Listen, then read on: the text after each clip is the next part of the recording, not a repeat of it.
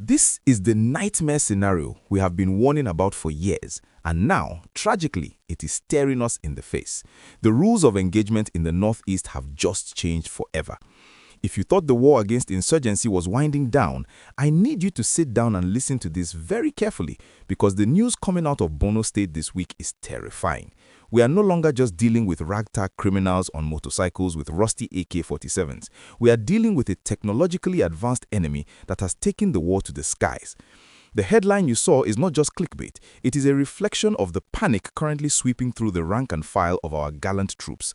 Reports confirming that Boko Haram and ISWAP have successfully deployed weaponized drones to attack military formations are spreading like wildfire. And the chilling words, "we are finished," are not coming from the civilians this time. They are reportedly coming from the soldiers themselves, who are realizing they are fighting a ghost they cannot see until it drops a bomb on their heads. Today, Saturday, February 7th, 2026, we are breaking down the terrifying escalation in the Timbuktu Triangle and the Sambisa axis. Just a few days ago, on February 3rd, a bombshell report confirmed what military intelligence has feared for months. ISWAP has fully operationalized its drone unit. We are talking about quadcopters, commercially available drones that you can buy online, being modified with improvised explosive devices, IEDs, and mortar shells. They fly them silently over army camps, hover above the trenches where our soldiers are sleeping or eating, and drop death from the sky with terrifying precision. This is the techno-terror phase of the war, and frankly, our boys on the front lines are shaking. Let's paint the picture of what happened earlier this week. In the Damboa axis, specifically around the forward operating bases, FOBs, that guard the fringes of the Sambisa Forest, troops reported hearing the buzzing sound, a sound that used to mean a wedding photographer or a hobbyist. Now, that sound triggers a scramble for cover. Sources from the front line describe a situation where they can't even see the enemy. In a traditional firefight, you see the muzzle flash, you return fire, you call for backup.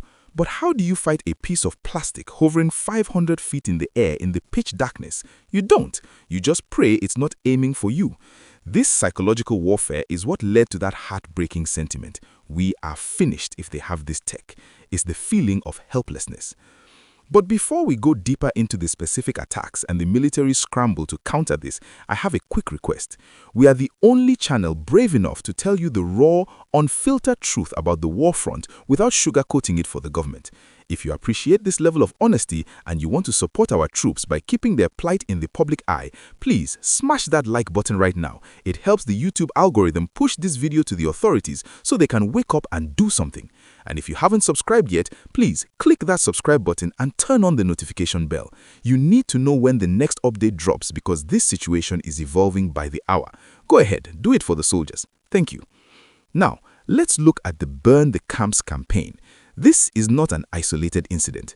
Intelligence reports from late January and early February 2026 indicate that ISWAP has launched a coordinated offensive specifically targeting military bases. They call it burning the camps. They used this exact tactic effectively in Niger Republic just last week. On February 2nd, 2026, terrorists used these same drone tactics to attack a military camp in Ayoru, Niger.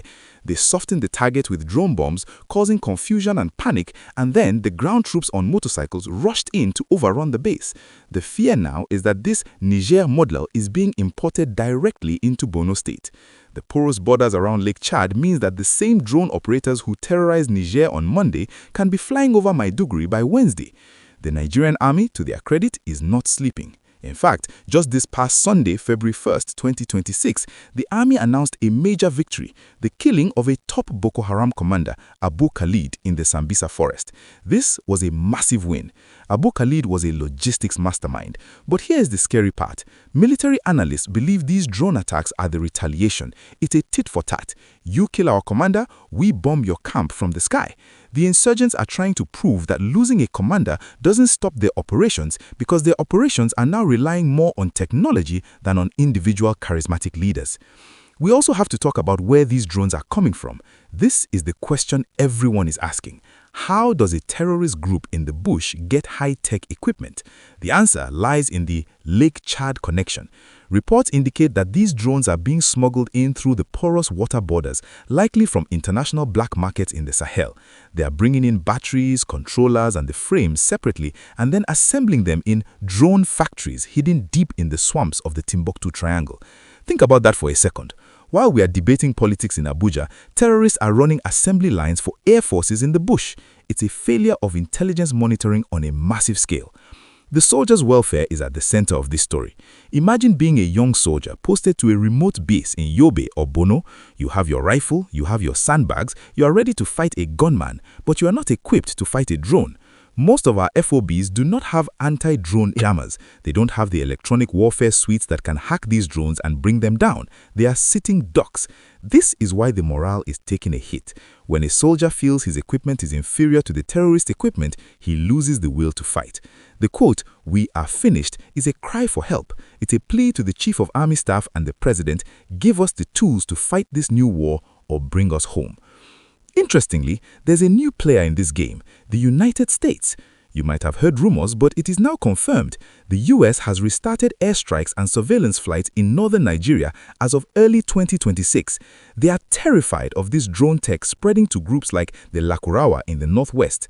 The US military is flying drones from bases in Ghana and conducting surveillance over Sokoto and Borno. They are trying to help the Nigerian Army locate these drone pilots and neutralize them. It's a race against time. The Americans know that if ISWAP perfects this drone strategy in Nigeria, they will export it to other terrorist groups across Africa. Nigeria has become the testing ground for the future of terrorist warfare. The political angle is also heating up. President Tinubu is reportedly furious with the security chiefs. The mandate was to end the war, not to watch it evolve into a video game where our soldiers are the targets. There are whispers of a major shakeup coming in the military hierarchy if this drone threat is not contained immediately. The Defense Headquarters has issued statements claiming they are on top of the situation, but the soldiers on the ground are saying something very different. They are saying, "We see them, we hear them, but we can't stop them." Let's dig a bit deeper into the Lakurawa group I mentioned. This is a new terror group that has emerged in the northwest, in Sokoto and Kebbi. Intelligence suggests they are now linking up with ISWAP to share this drone technology. Imagine if the bandits in Zamfara, who are already kidnapping people daily, suddenly get their hands on bomb-dropping drones. They could target the trains again, they could target government houses. The proliferation of this tech is the single biggest security threat to Nigeria in 2026. It bridges the gap between a ragtag militia and a standing army. So, what is the solution? Military experts are calling for the immediate procurement of drone guns, handheld devices that can jam the signal of a drone and force it to land.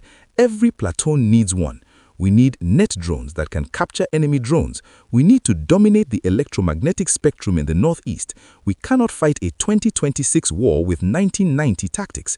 The government needs to stop buying land cruisers for politicians and start buying jammers for the boys in the bush.